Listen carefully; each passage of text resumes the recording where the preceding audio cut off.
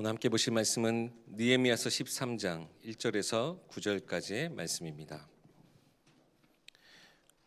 구약 성경 느헤미야서 13장 1절에서 9절까지의 말씀입니다. 제가 봉독하겠습니다. 그날 모세의 책을 낭독하여 백성에게 들렸는데 그 책에 기록하기를 암몬 사람과 모압 사람은 영원히 하나님의 총회에 들어오지 못하리니 이는 그들이 양식과 물로 이스라엘 자손을 영접하지 아니하고 도리어 발람에게 뇌물을 주어 저주하게 하였음이라. 그러나 우리 하나님이 그 저주를 돌이켜 복이 되게 하셨다 하였느니라. 백성이 이 율법을 듣고 곧 섞인 무리를 이스라엘 가운데에서 모두 분리하였느니라. 이전에 우리 하나님의 전에 방을 맡은 제사장 엘리야십이 도비아와 연락이 있었으므로 도비아를 위하여 한 큰 방을 만들었으니 그 방은 원래 소재물과 유향과 그릇과 또 레위 사람들과 노래하는 자들과 문지기들에게 11조로 주는 곡물과 새 포도주와 기름과 또 제사장들에게 주는 거제물을 두는 곳이라. 그때는 내가 예루살렘에 있지 아니하였느니라. 바벨론 왕 아닥사스다 32년에 내가 왕에게 나아갔다가 며칠 후에 왕에게 말미를 청하고 예루살렘에 이르러서야 엘리야십이 도비아를 위하여 하나님의 전 뜰에 방을 만든 악한 일을 안지라. 내가 심히 근심하여 도비아의 세간을 그 방 밖으로 다 내어 던지고 명령하여 그 방을 정결하게 하고 하나님의 전의 그릇과 소재물과 유향을 다시 그리로 들여 놓았느니라. 아멘. 예일교회 담임 목사님 되시는 박성진 목사님 나오셔서 변화와 본질이라는 제목으로 말씀 전해 주시겠습니다. 이제 2020년 2주 남았습니다.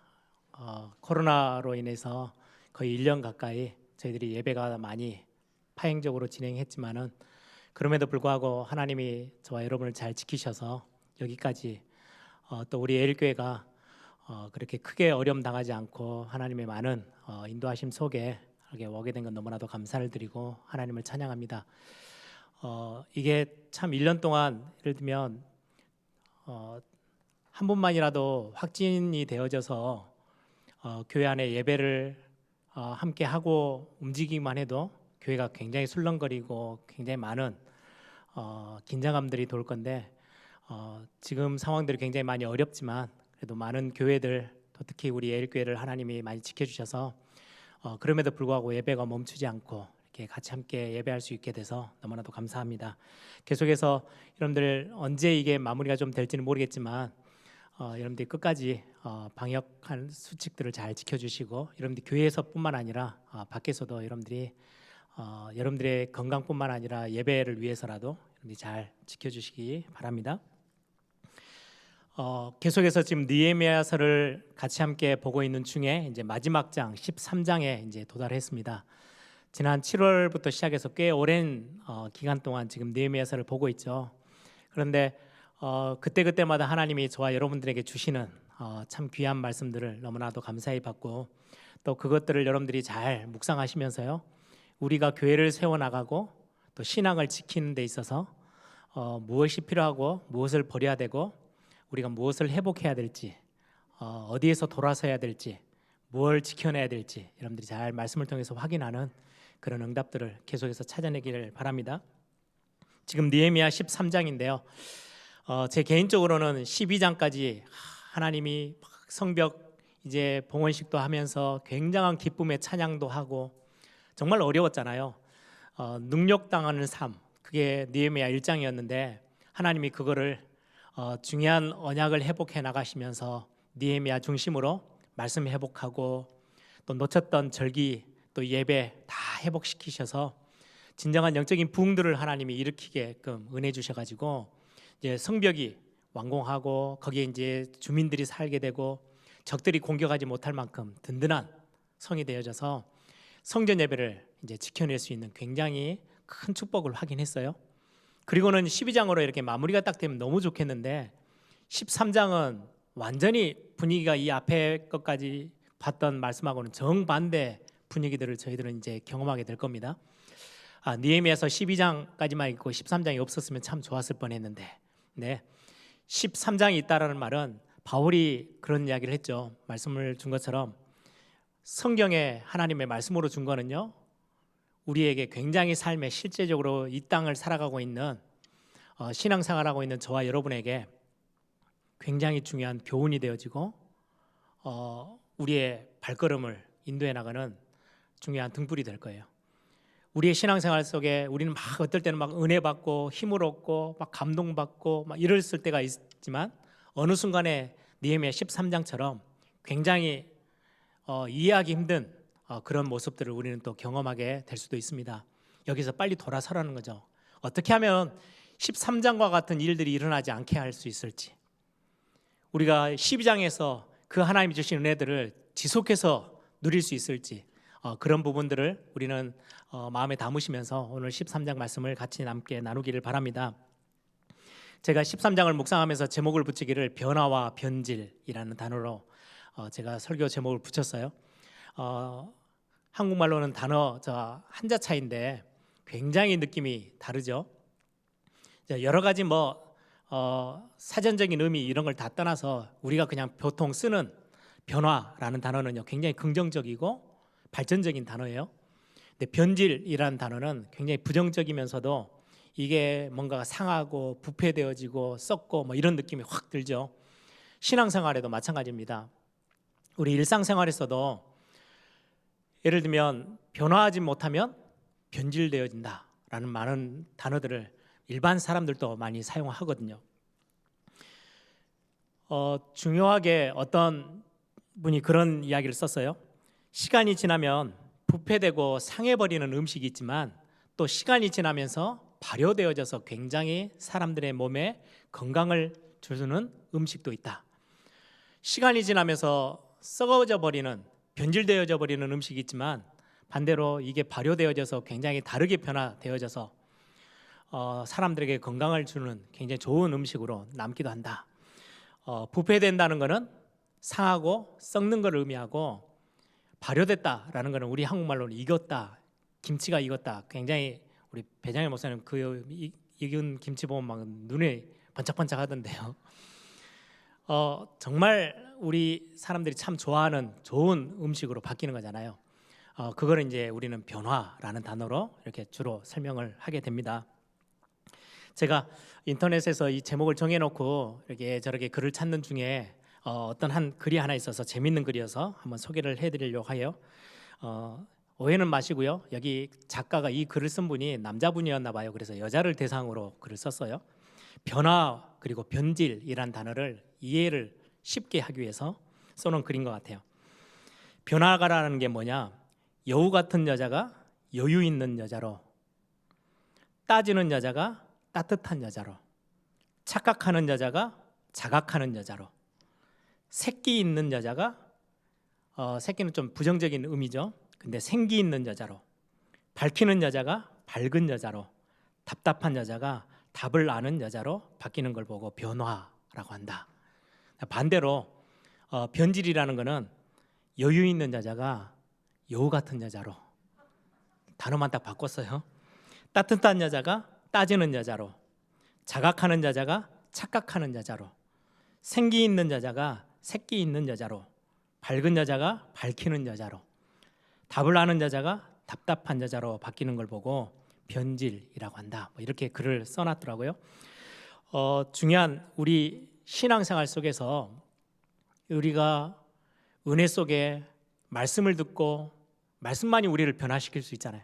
말씀을 듣고 하나님의 은혜로 인하여서 자꾸 한 걸음 한 걸음 나아갈 때마다, 시간 갈 때마다, 우리가 2020년을 시작할 때하고 지금 이제 마무리하는 시점에 왔을 때는 야, 참 내 삶이 많이 하나님의 은혜로 많이 변했다, 바뀌었구나, 감사하구나 이렇게 돼야 되는데, 시간 지나오면서 뭔가 모르게 약해지고 변질되어지고 이상하게 뭔가가 흐지부지 되어진다면은 우리의 신앙생활을 빨리 올바르게 바꿔서 해야 되겠죠.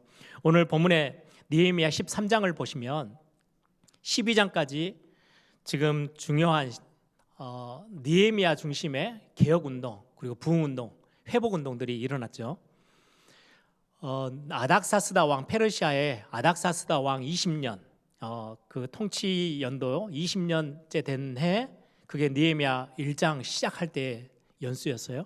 그리고 오늘 본문에 보니까 32년, 그러면 12년 동안 지금 유다의 총독으로 느헤미야가 와서 지금 성벽 짓고 그다음에 무너져 있었던 성전 예배 다 다시금 복귀시키고 회복시켜 놓고 성 안에 가옥들도 다 무너지고 황폐되어 있는 그 성들을 살기 좋은 성으로 다 만들고 거기에서 제사장, 레위 사람들, 또 노래하는 사람들, 성전 문지기들 다 불러 세워서 성을 든든히 지켜내는 일을 12년 동안 지금 한 거예요. 12장까지. 그리고는 잠깐 한 1년에서 2년 채 안 되는 시간, 거의 한 1년 정도라고 그래요. 페르시아에 잠깐 갔다가 다시금 예루살렘에 돌아왔더니 1년을 지금 공백이 생겼어요. 총독으로 12년을 잘 이스라엘 백성들을 잘 인도하고 영적인 삶들을 놓치지 않도록 잘 이렇게 다스리다가 1년 동안 페르시아를 왕 옆에 다시 갔다가 돌아왔더니 지금 13장에 그렇게 해서 시작하는 거예요. 딱 이게 1년에서 1년 반 정도밖에 되지 않는 시간 공백이 지금 생겼는데 와서 보니까 그렇게도 성전을 지으려고 느헤미야가 처음 올 때부터 반대의 목소리를 내고 방해했던 도비아라는 사람 기억나시죠? 산발랏, 도비아. 이 도비아라는 사람이 암몬 사람이에요. 이 사람이 예전부터 계속해서 이상한 말을 하고 거짓말을 하고 계속 성벽을 방해하고 야 너희들이 짓는 성 위에 여우 한 마리만 올라가도 무너져 버릴 성벽을 왜 짓냐 막 이렇게 거짓말하고 이상한 말로 막 방해를 했던 그 도비아가 6장 7장에 이렇게 보니까요 인물들을 쭉 기록하는데 엘리야십과 그 지역 예루살렘 안에 사는 굉장히 귀족들과 함께 뭔가 연결고리가 생기더니 서로 이제 결혼도 오가고 엘리야십과 함께는 이제 친척 관계가 돼버린 거예요. 그러더니 느헤미야가 예루살렘에 없는 그 상황을 틈타서 어디까지 들어왔냐니까요. 그냥 예루살렘에 와서 살고 있다 이게 아니고요. 성전 안에 있는 성전의 뜰에 있는 정말 소중한 방에 들어가서 살고 있는 거예요. 느헤미야가 와서 보고 깜짝 놀란 거죠. 원래 그 방은 오늘 본문에 나와 있는 것처럼 그 큰 방 5절 보세요. 도비아를 위하여 한 큰 방을 만들었으니 누가 만들었냐니까 제사장 엘리야십이. 그 방은 원래 소제물과 하나님께 예물 드려야 되는 소제물과 유황과 성전에서 쓰는 그릇들 또 레위 사람들과 노래하는 자들과 문지기들에게 주어지는 11조 레위 사람들에게는 기업이 없기 때문에 11조를 내줘야만 각 12지파 중에 나머지 지파들이 11조를 내줘야 그걸 가지고 성전일에 올인하도록 전무하도록 그걸 가지고 먹고 살며 가족들을 키우며 성전일을 완전히 24시간 심부름할 수 있는데 그것들을 쌓아놔야 될 그 공간 11조로 주는 곡물과 새 포도주와 기름과 또 제사장들에게 주는 헌물 거제물들을 쌓아두는 곳에 지금 도비아가 들어와서 살고 있는 거예요. 말도 안 되죠. 또 한편으로는 안타까운 거는요 거기에 헌물들이 가득 싸져 있고 그걸 관리하는 레위 사람들이 매일같이 드나들고 있고 성전 예배가 계속해서 관리되고 있었다면 도비아 같은 방해했던 사람이 들어올 수 있겠어요? 그 말은 반대로 얘가 지금 어느 정도 텅텅 비어있다는 말이에요. 나중에 10절 이후에 또 보시면 나오지만은 레위 사람들이 11조가 안 들어오니까 다 떠나서 자기들을 또 먹고 사는 땅으로 다 갔어요. 말라기서에 나오죠. 같은 비슷한 시기예요. 다 뿔뿔이 또 흩어져 있어요. 그러다 보니까 당연히 또다시 성전 예배는 멈춰져 가는 거예요. 또 이상하게 흐지부지 되어져 가요. 그러는 사이에 지금 그렇게도 방해꾼이었던 도비아가요 깊숙이 성전 안에까지 지금 들어와서 아예 거기에서 털을 잡고 살고 있는 모습이 오늘 본문에 그려진 부분입니다. 그런데 오늘 1절부터 3절에 보면 옛날 신명기 23장에 나와 있는 본문을 그 말씀을 느헤미야가 읽고 백성들하고 같이 나눴던 장면이 나와요. 거기에 보면 발람이라는 사람을 통해서 모압 사람, 암몬 사람들이요 이스라엘 백성들이 출애굽해서 나와지는 그 가나안 땅 가는 그 길목에서 도와주지는 못할 망정 이스라엘 백성들을 저주해서 멸망시켜 버리려고요 아주 틀린 수를 썼다가 하나님이 그걸 역으로 바꾸셨어요. 오늘 본문에 나온 것처럼 조주하라고 발람이라는 사람을 불러서 야 이스라엘 백성들 하나님의 백성들 조주해라고 했는데 하나님이 그걸 바꿔서 축복으로 바꿔놓고는 그때로 인하여서 하나님이 법을 딱 정하셨는데요. 모압과 암몬 사람들은 하나님의 백성과 절대로 같이 하지 마. 그들과 섞이지 마. 그들과 혼인관계도 맺지 말고 손도 잡지 마. 연결고리를 만들지 마라고 성경에 아예 딱 제시하셨어요. 하나님의 백성의 그 무리 속에는 모압과 암몬 사람들은 들어오지 못하도록 해. 그게 신명기서에 이미 모세가 있었을 때의 법으로 정해진 거예요. 오늘 그 본문을 1절부터 3절 읽었죠. 그런데 그 대상자의 핵심 인물인 도비야 암몬 사람이에요. 근데 성전 안에 깊숙이 들어와 있는 거예요. 느헤미야 10장 39절 마지막 절 여러분들 아시죠? 이스라엘 백성들이 이제 막 하나님의 그 은혜 속에서 회복하면서 서약을 하죠. 각 이름들 자기들 이름들 다 적어가면서 서명해가면서 마지막 뭐라고 이야기합니까? 우리가 하나님의 전을 이제는 더 이상 그냥 두지 않겠습니다. 비워두지 않겠습니다. 우리가 버려두지 않고 지키겠습니다 라고 해서 서약까지 했잖아요.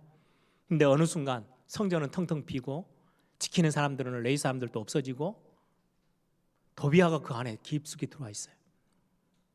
이걸 보고 오늘 저는 변질이라는 단어가 떠올랐어요. 변화된 게 아니에요. 변질돼 버린 거예요. 기간은요 1년 정도밖에 지나지 않았는데 지도자가 비운 그 공백이 1년 정도밖에 지나지 않았는데 12년 동안 그렇게도 지켜오고 신앙으로 살려고 그렇게 하나님 앞에 결단하고 막 몸부림치던 게 어느 순간에 조금씩 흐지부지 되더니요 싹 변질돼 버렸어요. 저는 13장 처음을 읽으면서 얼마나 안타까운지요. 이걸 가지고 우리는 중요한 메시지를 찾아내야 되겠습니다. 그래서 제가 제 개인에게 한 주간 계속해서 했던 질문이기도 해요. 변화할 것인가? 아니면 변질될 것인가? 우리의 신앙생활 속에 우리는 몇 가지를 좀 살펴봐야 되겠습니다. 예전에 저는 그런 예화를 많이 들었어요. 저는 참 일리 있다, 의미 있는 예화다라는 생각이 좀 들었습니다. 그 프랑스에서 요리 하나가 있는데요. 그 요리는 그레누이어라는 무슨 식용 개구리를 가지고 요리를 하는 요리 이름이래요. 그런데 처음에는 잘 모르니까 물을 팔팔 끓이는 상태에서 이제 식용 개구리를 삶아야 되니까 집어넣었더니요 요리사도 난리 나고 막 온 천지가 난리 나는 거예요. 뜨거운 물에 딱 개구리를 던졌더니요 튀어나와 버리는 거죠. 뜨거우니까. 그래서 방법이 냄비 속에 식용 개구리라는 방법이 나온 거예요. 아주 개구리가 헤엄치기 좋은 온도에 미지근한 물을 넣고는 개구리를 거기에다 넣어요. 그럼 거기서 좋다고 헤엄치고 있는 거죠. 그럼 밑에서는 이제 공불을 떼는 거죠. 불을 떼면 물 온도가 점점 높아져요. 그러면은 물이 온도가 높아지는데도 익숙해 있어서 전혀 느낌 없다가 그냥 그대로 삶아서 죽어요. 그게 이제 그 식용 개구리를 요리할 때 뜨거운 물에 삶는 방법. 뜨거운 물을 바로 거기에다 집어넣는 게 아니고 아예 처음부터 조용히 모르도록. 어떻게 보면 신앙생활에 적용하다면 갑자기 교회가 우리가 신앙생활 잘하고 있고 교회가 열심히 하나님의 나라 일을 감당하고 있는데 갑자기 흑암 세력 사단이요 이상한 거를 세상 거를 확 던져내면요 전부 다 이건 세상 거야 다 거부하고 다 경계하겠죠. 사단이 절대 그 방법을 쓰지 않는다는 거죠. 하나 둘 눈에 보이지도 않게 세상 것들을 하나씩 믿음 아닌 불신앙들을 집어넣어서 사람의 말들을 집어넣어서 전혀 교회가 개인이 느낌도 없을 만큼 개구리가 삶아지듯이요 세상에 그냥 동화되어져서 변질되도록 이게 사단이 쓰는 방법이다. 저는 예전에 많은 그런 예화를 들었어요. 맞다고 생각해요. 지금 이스라엘 백성들이 그러한 거예요. 예전의 삶으로 너무 쉽게 가버렸는데요 올라가기는 힘든 거죠. 근데 미끄러져서 내려가기는 너무 쉬워요. 짧은 기간 안에요 모든 걸 다 잃어버렸어요. 총독으로 12년 동안 느헤미야가 그렇게 많이 막 챙기고 메시지를 같이 나누면서 점검했을 때는 되어졌는데 어느 순간에 공백이 생기니까요 순식간에 그냥 무너져 버린 거예요. 여러분 우리가 메시지를 들으면서 어떻게 하면 그러면 변화 쪽으로 가지 변질되는 쪽으로 가지 않게 되겠는가? 오늘 3절에 보니까요. 모압과 암몬 사람들을 성경에서 말씀하면서 뭐라고 말씀해요? 3절에 백성이 이 율법을 듣고 곧 섞인 무리를 모압과 암몬 사람들을 이제 섞여서 살고 있는 그거를 싹 다 분리시켜서 내보내요. 이스라엘 가운데서 모두 분리하였느니라. 예, 섞인 것들, 세상의 것들이 우리 신앙생활 속에 교회 안에 들어온 게 있다면 빨리 분리를 시키는 거예요. 그래야 변질적으로 가지 않고요. 하나님의 은혜로 우리는 더 나은 삶으로 성숙함으로 더 하나님 앞에 거룩함으로 나아갈 수 있는 변화의 응답을 체험할 수 있어요. 섞인 것들에서 분리되어져야 돼요. 오늘 본문은 단순하게 인종차별적으로 어떤 인종은 엮이지도 마, 손도 잡지 마, 절대 모른 척해. 예를 들면 지역으로 따지면 우리는 광주 이쪽에 교회가 세워져 있는데 저 타 지역에 있는 사람들하고는 절대 교류하지 마, 이 이야기가 아니에요. 신앙적으로 세상의 것들이 조용히 스며들고 있는 것을 그것들은 용납하지 마. 세속주의, 혼합주의. 저는 제가 신학교 다닐 때였어요. 한참 전이죠. 거의 20년이 넘은 때죠. 30년 가까이 되는데요. 그때 신학교에서 난리 났던 적이 있어요. 교회 연합체들이요.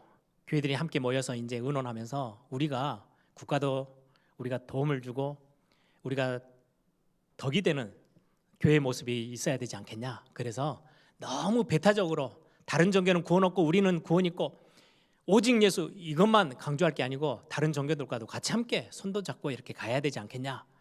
그런 어떤 취지로요. 교회들이 막 그런 교회 안에서 그런 운동들이 일어났는데요. 한때는 그런 어떤 교회 전체 많은 지도자들이 모이는 곳에서요. 무속인을 불러다가 푸닥거리를 해요. 교회에서. 그것 때문에 우리 신학교 다닐 때는 난리가 났었어요. 그걸 보고 혼합주의라 그래요. 교회 안에 이상한 게 들어오기 시작해요. 그럼 변질돼요. 우리 신앙도 마찬가지예요. 여러분들 예전에 우리 출애굽기 메시지 같이 나누면서 그런 말씀 나눴죠. 바로라는 왕이 이스라엘 백성들이 자꾸 모세 중심으로 하나님이 여기를 떠나서 애굽을 빠져나가서 하나님을 예배할 곳, 하나님이 정해주신 그곳에 가서 가나안 땅 가서 예배해야 되겠대요. 그래서 백성들을 놔주라 이야기를 해요. 그때 바로 왕이 이스라엘 백성들을 모세를 설득합니다. 굳이 먼 데까지 갈 이유 있냐? 그러면 예배하는 거 허락해 줄게. 어디서 하느냐? 그냥 애굽에서 해. 애굽은 세상이잖아요. 세상에 얼마나 좋은 거 많은데 이걸 다 굳이 버리고 갈 이유 있냐? 세상에서 너희들이 신앙생활 한다는 걸 잘하면 될 거 아니냐? 그것도 안 통하니까요. 또 한 번 설득합니다. 뭐라고요?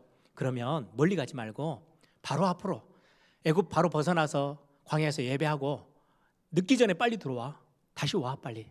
왜 여기 먹고 살고 살기 좋은 이 현장에 왜 버리고 가려고 그래?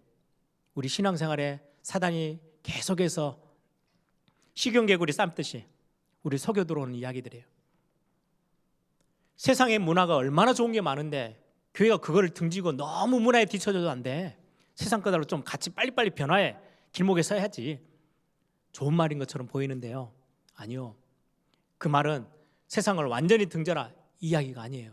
신앙적으로 믿음적으로 지켜야 될 것들이 분명히 있어요. 바로왕이 나중에는요. 너무 견디다 못해서 재앙이 너무 많이 오니까 이야기합니다. 그러면 어른들 장정들 다 데리고 나가라. 가서 너희들이 원하는 데 가서 예배해. 안 돌아와도 괜찮아. 대신에 너희 자녀들은 두고 가. 애굽 땅에. 지금의 유럽 교회가 그렇게 돼버렸어요. 엄청 화려한 교회들이 다 지어져 있어요. 예배당이 지어져 있는데요. 후대들은 신앙을 단 한 번도 전수받은 적이 없어서 그냥 세상에 그냥 떠내려가고 있어요. 그걸 보고 변질이라고 합니다. 우리가 신앙생활 오늘 이 말씀 중에 첫 번째로 여러분들 기억하셔야 돼요. 내가 놓치고 있는 건 뭐지? 뭘 빼앗기고 있지? 어떤 학자는 이야기를 해요. 세상은 교회의 것을 너무 많이 빼앗아 갔대요. 근데 반대로 교회는 세상의 것을 너무 많이 받아들였대요. 그래서 변질되어져 가는 거예요. 우리 자녀들에게도 세상이 계속 소리칩니다. 야, 신앙생활 너무 고지식하게 그거 하는 건 이상한 거야. 틀린 거야. 잘 좀 동료들하고도 주변하고도 잘 발을 맞춰서 가야지. 네 혼자 무슨 독불장군처럼 신앙생활 그거 하는 거는 옹고집이지. 그게 바른 게 아니야. 그러면서 자꾸 세속화되어지도록, 세상께 들어오도록, 하나님 중심으로 가야 되는 거, 오직 복음이어야 되는 게요, 자꾸 섞여요. 복음이 약화돼요. 혼합돼요. 이게 나중에 왜곡되어지고요, 변질돼 버려요. 우리는 이거 지켜내야 되거든요. 나 중심이 아니고, 여러분들 신앙생활에서는 내가 손해보고 내가 이상하게 불리기 따면요, 복음이고 무엇이고 없어요. 그냥 다 때려쳐요. 아니요, 나 중심은 복음과 정반대의 이야기예요. 우리는 하나님 중심이고 말씀 중심이잖아요. 물질 중심, 성공 중심. 교회에서도 자꾸 뭘 이야기해요? 성공, 세상의 성공, 세상에서 말하는 물질, 이걸 막 자꾸 쌓아가요. 아니요, 교회는 그거 지켜내야 돼요. 거기에서 문화와 세상이 어디로 흘러가는지 알아야 되지만, 우리가 그 흐름 속에 끌려가는 게 아니고요, 교회는 빛과 소금의 역할을 감당해야 돼요. 세상을 끌고 와야지. 그래서 살려내줘야 돼요. 병들어 있는 세상을 치유하고 답을 주고 거기에 빛을 비추고 썩지 않도록 소금을 뿌려주는 게 교회의 역할이고 우리 성도들의 역할이에요. 우리가 끌려다니면 안 돼요. 세상의 성공에 끌려가고 세상의 물질에 끌려가고 그 분위기에 끌려가는 게 아니고, 예전에 제가 설교 제목으로 끌려가는 사람, 아니요, 끌고 가는 사람. 이게 우리 복음 있는 사람들에게 있는 굉장히 중요해요.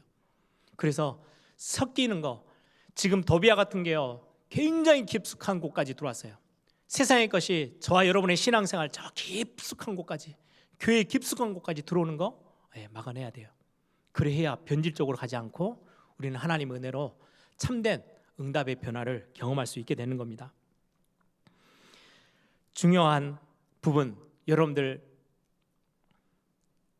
계시록에도 보면요, 2장 3장에 7교회가 쫙 나오잖아요. 거기에 에베소 교회를 두고 굉장히 하나님이 책망하세요. 너희들 첫사랑을 버렸어. 변질되는 거예요. 하나님과 함께 했던 그 첫사랑, 여러분들 그거 지켜내세요. 그건 그냥 기억하고만 있으라는 게 아니에요. 더 깊어지고 더 풍성해지는 쪽으로, 변화되어지는 쪽으로 가야 돼요. 처음에 베드로사도 보세요. 12제자들 참 연약했거든요. 그 예수님이 십자가 못 박히시는 그 순간, 그 분위기에 겁이 나서 외면하고 도망가고 했던, 그렇게도 연약했던 제자들인데요, 마가다락방에서 성령의 충만함의 역사를 경험하고 나서는요, 변화되어졌어요. 변질된 게 아니에요. 변화되어졌어요. 목숨도 아끼지 않고 복음 앞에 온 삶을 드릴 만큼 굉장히 힘이 써졌죠. 변화된 거예요. 그런데 예수님의 바로 옆에서 12제자에 속해서 굉장히 많은 일을 심부름했던 가룟 유다는요, 결국은 변질되어졌어요. 놓쳐버린 거예요. 중요한 거를.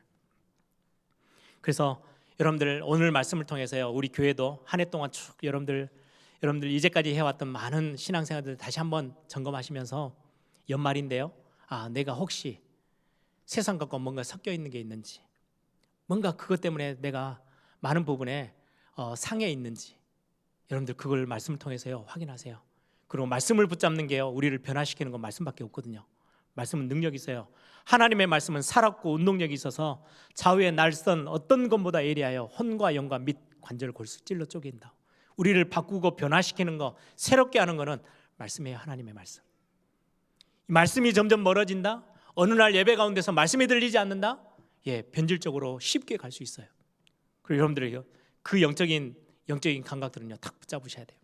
또 하나요, 우리가 변화할 것인가 변질될 것인가, 변질되지 않고 진짜 우리 신앙을 지킬 수 있는 굉장히 중요한 거, 느헤미야가 와서 다시금 회복하죠. 왜 느헤미야는 이런 어떤 중심들을 놓치지 않았을까요?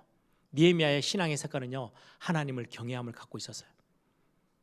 하나님을 경외하는 거, 모든 지식과 모든 삶의 근본이 되어지는 거, 하나님을 경외함. 하나님을 경외하는 거는요, 사람을 두려워하지 않고 사람 눈치 보지 않고요, 말씀을 우선시하고 하나님을 중심에 두는 걸 하나님을 경외함이라 그래요. 저는 이번 주 묵상하면서 이 단어를 정말 많이 묵상해 왔어요. 저는 어렸을 때부터 참 감사하게 우리 부모님에게, 그리고는 많은 믿음의 선배들에게요, 하나님을 경외하는 모습이 어떤 건지, 그걸 배우게 되고 보게 된 게 얼마나 감사한지 몰라요. 지금도 제가 치열하게 싸우고 있는 영적 싸움 중에 하나예요. 변화할 건가, 변질되지 건가. 변질되지 않기 위해서는 진짜로 내가 지켜내야 될 것들을 복음 안에서, 언약 안에서 지키고, 그리고는 하나님을 경외함을 놓치지 않는 거. 무슨 말씀이냐면 처음에는 어렵게 참 많은 하나님의 은혜를 필요로 해서 교회도 성장하고 내 자신도 많은 응답을 누리기 시작하면요, 어느 순간 교만해져요. 내가 더 드러나기 시작해요. 하나님의 영광을 내가 더 누려보고 빼앗아서. 그게 사단이 원하는 거 아닙니까? 결국 그러면요, 망하는 거거든요. 변질돼 버리는 거예요. 한 단체도, 교회도, 한 사람도. 저는 많은 교회의 역사 속에 그렇게도 훌륭하고 그렇게도 대단한 사역을 감당했던, 정말 그 업적이요, 어마어마한 시대의 업적을 남기는 그 중요한 분들이요, 어느 순간에 나이가 들면서, 그리고는 어느 정도 굉장히 인정받을 만큼, 칭찬받을 만큼 거대해졌을 때 변질되어져 가는 많은 것들을, 하나님을 경외하는 것들이 약해져 버리는 모습들을 저는 보면서요, 큰 일을 하기보다는 대단한 멋진 일을, 알려지는 일들보다도 진짜 하나님을 경외하는 것들을 놓치지 말아야 되는 거구나. 특히 목회자로서 그거와 정말 싸웁니다. 저는 다윗이 왕으로 있을 때에 후반기죠. 나라가 굉장히 강해졌어요. 어느 정도냐, 군사력이 굉장히 단단해져 가지고 이제 나라는 조그만데요, 굉장히 부강한 나라가 되고 힘 있는 나라가 되니까, 힘 있는 나라면 어떤 쪽으로 이제 방향을 틀게 되냐니까요, 보통 그냥 우리나라가 굉장히 튼튼하다 이 정도가 아니고요, 옆에 있는 나라 땅들을 차지하기 시작하고 짓밟기 시작하고, 그걸 보고 제국, 패권주의 국가라고 하죠. 제국이라 하죠. 아수르, 바벨론 제국, 페르시아 제국, 헬라 제국, 로마 제국, 이런 제국들은요, 굉장한 막강한 군사력과 힘을 가지고요, 주변의 나라들까지 싹 다 삼키기 위해서 다녔던 걸 보고 제국이라 그래요. 거기 견줄 만큼의 다윗 시대 때요, 나라가 부강했어요. 군사력도 힘 있고요. 굉장히 힘이 있어지거든요. 눈에 보기만 해도요, 다른 데서요, 주변에서 벌벌 떨 만큼. 그때 다윗 왕이 내가 정말 정치를 잘했구나, 한번 그걸 확인해 봐야 되겠다. 인구조사를 시킵니다. 신하들이 말리죠. 임금님, 이건 하나님이 우리에게 주신 은혜 아닙니까? 우리가 감당한 게 아니지 않습니까? 굳이 인구조사를. 그래도 해야 돼. 억지로 그 입을 다 막아 세우고요, 인구조사 시켜요. 그것 때문에 하나님이 이스라엘 온 땅에 재앙을 내려요. 전염병이 돌아서 3일 동안 7만 명이 죽어나갑니다. 그 순간 다윗이 금방 깨닫죠. 참 하나님의 사람 맞아요. 금방 깨닫고요, 하나님 앞에 무릎 꿇어요. 회개하죠. 여러분, 하나님 속지 않으세요. 말로는 번지르르하게 하나님께 영광, 하나님을 찬양하고 하나님이 근데 내 속에서는 내가 대단하고요, 내가 이 모든 일을 한 것 같고요. 그러면 죽는 거예요. 목사가 교회를 보고요, 야, 내가 이만큼 했네? 그 순간부터 변질되기 시작한 거예요. 야, 우리 교회 대단한 힘 있지? 아니요. 교회는 온전히 하나님을 중심으로 하나님만을 바라보고 가야 돼요. 이건 놓쳐버리면 교회는 변질되는 거거든요. 저는 정말 많이 한 주간 동안 그걸 놓고요, 기도하고요, 생각했어요. 묵상했어요. 하나님, 에일교회가 어떻게 가야 될지. 한 해 동안 코로나였지만은 하나님이 지키시고 많은 보호했는데, 우리 교회는 하나님이 전혀 끄떡없이 지킬 거야, 이런 수준 아니에요. 하나님은 하나님의 영광을 사람에게 뺏기지 않으세요. 절대로. 하나님께 돌아가야 될 영광은요, 하나님께만 돌려야 돼요. 이게 교회가요, 진짜로 응답받고 변화에 더 성숙해가는 굉장히 중요한 모습이에요. 저는 연말 되어지면서 오늘 이 본문을 보면서요, 그래, 세상 거가 섞이는 거, 변질되게 만드는 거 안 돼. 그리고 하나님을 경외함을 절대 빼앗기고 놓치면 안 돼. 우리 자녀들에게 이거 절대로 전달해 줘야 되는데. 또 하나가요, 히브리서 2장 1절에 있는 것처럼 흘러 떠내려가는 거. 그냥 멈춰 있는 것도 아니고요, 뒤로 그냥 점점 흘러가요. 강물에 배를 띄워놨더니요, 닭 같은 거를 돛을 내려놓지 않으면요, 닷을 내려놓지 않으면요, 어느 순간에요, 저 멀리 떠내려가요. 흘러 떠내려가요. 항아리에 저 밑에 구멍이 있는데, 조그마한 구멍이 생겼는데 물을 계속 부어놔요. 어느 시간 지나면요, 물이 다 빠져나가 버려요. 우리 예전에 우리 부흥감사 목사님들이 오셔서 그런 예화 많이 들죠. 막 하나님 앞에 축복 달라고 기도하고는 신앙 놓쳐버리면 어느 날 막 들어오는 것들 많아요. 돈도 벌고 막 사업도 잘 되고 하는데요, 밑에는 구멍이 이만한 게 나가지고요, 뒤로 다 빠져나가고 있어요. 모르는 거죠. 어느 날 보니까요, 텅 비어 있어요. 예, 우리 신앙생활 그렇게 놓치면 안 되겠죠. 오늘 찬송가 28장을 우리 앞에 부분에 불렀는데요, 영국의 청년 로빈슨이라는 청년이요, 처음에는 굉장히 방탕하고 굉장히 삶이 이렇게 망가져 있었던 삶이었어요. 이상한 친구들 만나고 그러다가 어느 날 조그만한 그 살고 있는 동네에 교회에서 부흥 집회를 한다는 소리를 듣고요, 야, 가서 조금 방해를 놓자. 이제 장난기가 생긴 거죠. 악한 마음으로 교회를 갔다가 거기서 하나님의 은혜가 임해서요, 완전히 회심하게 돼요. 거기서 복음 안에 무릎을 꿇고 하나님 앞에 하나님의 사람이 되겠다고 결단해요. 그러고는 시간이 얼마 지났어요. 이제는 먹고 살기도 좀 편해지고 하던 일도 좀 더 잘 돼서 이제 돈도 좀 만질 수 있고 여유도 생기고, 그러다 보니까 한 주 예배 빠지고 두 주 예배 빠지고, 이제는 그때 여기저기 이제 여행도 다니기 시작하고, 결국은 저 먼 여행을요, 예배도 다 뒤로 하고 가는 중에 마차에서 함께 타는 한 부인이 조그만한 종이를 펴놓고요, 읽고 눈물을 흘리면서 막 감동받는 모습에 그것 좀 같이 읽자고 읽어봤더니요, 자기가 그 망나니 생활을 하다가 하나님의 은혜로 변화되어지고 구원받게 되어져서 그 구원의 감격에 썼던 감사의 하나님 앞에 글, 자기 글이에요. 자기 글. 그것 때문에요, 아차, 내가 너무 멀리 떠내려왔구나, 흘러 떠내려갔었구나, 돌아와서요 평생을 교회 안에 다음 세대 젊은이들을 가르치는 사역에요 생을 다했다고 기록에 나와 있어요.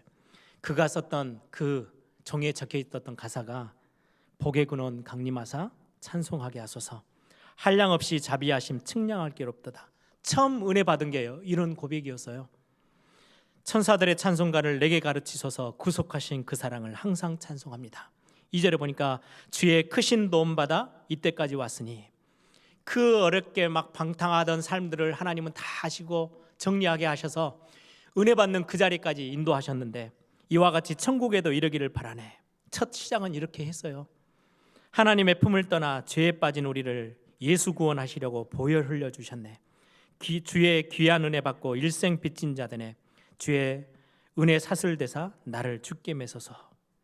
나의 마음은 연약하여 범죄하기 쉬우니 하나님이 받으시고 천국인을 치소서. 처음에 그렇게 뜨겁게 하나님을 사랑하는 마음에 고백했던데, 어느 순간 세상께 섞여 들어오기 시작하고요, 하나님을 경외하는 것들을 놓치고 어느 날 신앙에 중요한 뿌리를 내리지 않으면 흘러 떠내려가요. 하나님은 어떤 방법이든 다시금 회복시키시겠죠. 여러분들 그 난간에 부딪히지 마시고 오늘 이 말씀 속에서요, 다시금 점검하는 그런 축복된 시간이 있기를 소망합니다. 어떤 목사님이 40년을 한 교회에서 그렇게 최선을 다해서 하나님 은혜로 사역을 다 하고 마치고 은퇴하면서 하는 말씀이, 내가 40년을 그렇게도 매주 쉬지 않고 하나님의 말씀을 전달했는데 우리 교회 성도님들은 하나도 안 변하네요. 예, 변화되는 게 그렇게 쉽지 않아요. 그래서 산에 올라가듯이 아이들이 미끄럼틀에 막 끙끙거리면서 막 잡고 손 버들버들 떨면서 올라가잖아요. 올라가는 건 힘든데요, 내려가는 거는요 순식간이에요. 우리 신앙 마찬가지입니다. 여러분 지켜내세요. 세상 것 들어오지 못하도록 막아서세요. 기도하세요. 그거는 어떻게 어디에서부터 그 힘이 나오느냐, 하나님을 경외함을 잃지 않으면 여러분들 신앙생활 지킬 수 있어요. 흘러 떠내려가지 않을 수 있어요. 이 비밀 여러분들이 꼭 소유하시길 바랍니다. 하나만 더 말씀을 더 나눕니다. 오늘 본문을 보니까요, 12년 동안 느헤미야가 총독으로 있을 때는요 괜찮았어요. 예배해야 돼. 예배가 얼마나 중요한 줄 알아? 절기 놓치면 안 돼. 하나님의 말씀대로 우리의 삶을 거기에 방향 맞춰서 가야 돼. 11조 하는 거, 안식일 지키는 거, 우리의 삶에 어려운 사람들을 돕고 챙기는 거, 너무 많이 덕을 쌓지 못하는 것들 다 버리고 하나님을 경외함으로 우리의 삶을 잘 회복시켜 나가야 돼. 얼마나 많은 이야기를 했겠어요. 12년 동안 잘 왔어요. 그러다가 한 1년여 공백이 딱 생기니까요, 금방 무너져서요 미끄러져 버린 거예요. 변질되기 시작했어요. 여러분, 지도자가 그 정도로 중요해요. 모세라는 중요한 핵심 지도자가 이스라엘 백성들을 출애굽시키고 광야에 왔을 때 하나님이 말씀 주시겠다고 시내산으로 부르시죠. 산 위에 올라가서 40일이 지났는데 그렇게 오랜 기간도 아니에요. 산 밑에서는 뭐 하고 있었어요? 야, 우리가 하나님이 눈에 안 보이는데 눈에 보이게끔 뭔가를 만들어보자 해서 만든 게 금송아지를 만들어가지고 우상숭배하는 거예요. 지도자가 딱 40일 공백을 뒀는데, 여러분, 영적인 지도자 위치는 굉장히 중요합니다. 교회로 돌아와 볼까요? 우리가 교회를 세우는 걸 보고 지금 느헤미야서를 같이 함께 말씀을 나누고 있어요. 교회를 세운다는 거는요, 무슨 사람을 높이는 게 아니에요. 그럼에도 불구하고 하나님은 교회를 든든히 세우기 위해서 중직자들을 지도자로 세우셨어요. 우리 교육자들을 부족하지만 세우셨어요. 교회는 그들을 지켜내줘야 돼요. 훌륭하냐? 완벽하냐? 아니요. 저부터가 부족하고요, 연약하고요, 실수 많아요. 그럼에도 불구하고 지도자들이 공백이 생기면 교회는 너무 쉽게 흔들릴 수 있어요. 그 지도자들을 위해서 여러분들이요, 버팀목이 되어주시고 여러분들 기도해 주셔야 돼요. 중보기도 해 주셔야 돼요. 틈이 생기지 않도록. 조금 실수했다고 그걸 계속 찔러대면요, 어느 누구든지 자녀가 부모를 향해서, 부모가 자녀를 향해서 그렇게 해도요, 그들의 삶은 무너져 버립니다. 힘없이. 필요할 때는 덮어주고 필요할 때는 버팀목이 되어주고 손잡아주고 하면서요, 왜요? 목적은 교회를 세워나가는 거예요. 지도자의 리더십이 구멍이 생기면 결국은 영적으로 굉장히 틈이 생겨서요, 흑암 세력들이 파고 들어오기에 너무 좋기 때문에, 그래서 중직자들이 부족하지만 연합하고 서로 이렇게 힘을 모아서요, 교회를 세워나가는 거예요. 부정한 게 많아요. 실수 많아요. 교육자들 실수 많아요. 그럼에도 불구하고요, 돕고 버팀목이 되어지고 함께 가는 거예요. 그래서 교회를 세워나가는 거예요. 또 하나요, 여러분들 가정으로 돌아가면 가정의 부모는 영적 지도자들이에요. 부모가 하나님을 향한 경외함을 놓쳐버리고 뭔가 모르게 세상 것과 섞이기 시작하면, 믿음이 희미해지기 시작하면요, 뒤로는요 자녀들은 다 빠져나가요. 교회가 중직자들과 함께 정말 중요하게 이 믿음의 중심들을 놓치지 않고 탁 붙잡고 있어야 되는데, 뭔가 갈등과 분리함 때문에요, 안에서 막 뭔가 어려움이 생기면 조용히 다음 세대는 뒤로 다 빠져나가는 거예요. 무너지는 거예요. 지켜내야 돼요. 그래, 제가 글을 보니까 우리 인천 상륙작전에 가장 앞서 있었던 메가더 장군이라는 분이 있죠. 그분이 자기 자녀들을 위한 아버지의 기도라는 제목의 기도문이 있더라고요. 잠깐 읽어드려 볼게요. 오 주여, 내게 이런 자녀를 주옵소서. 약할 때 자기를 돌보아 줄 아는 여유, 두려울 때 자신을 잃지 않는 담대성, 정직한 패배에 부끄러워하지 않는 태어남, 승리에 겸손하고 온유한 자녀를 내게 주옵소서. 생각해야 할 때 고집하지 말게 하시고 주를 알고 자신을 아는 것이 지식의 근본임을 아는 자녀를 주옵소서. 원하옵나니 그를 평탄하고 안이한 길로 인도하지 마옵시고 고난과 도전에 직면하여 분투항거할 줄 알도록 인도하여 주옵소서. 그리하여 폭풍우 속에서도 용감히 싸울 줄 알고 패자를 관용할 줄 알도록 가르쳐 주옵소서. 그 마음이 깨끗하고 그 목표가 높은 자녀를, 남을 정복하기 전에 먼저 자신을 다스릴 줄 아는 자녀를, 장래를 바라봄과 동시에 지난 날을 잊지 않는 자녀를 내게 주옵소서.